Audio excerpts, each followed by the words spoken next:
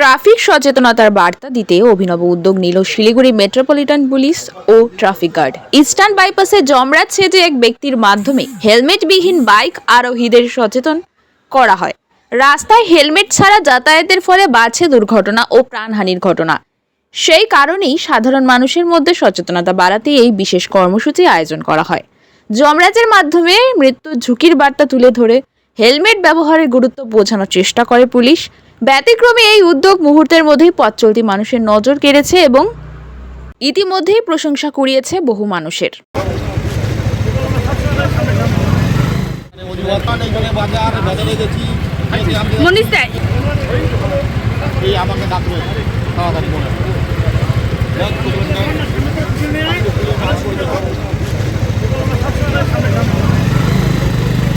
কি বলবো, এক নম্বর কথা, মানুষই যদি সচেতন না হয়, এত ইয়ারনেস চলতেছে, তাও যদি সচেতন না হয়, কি করার আছে, কিছু করার চাই। কি বলছেন আপনি?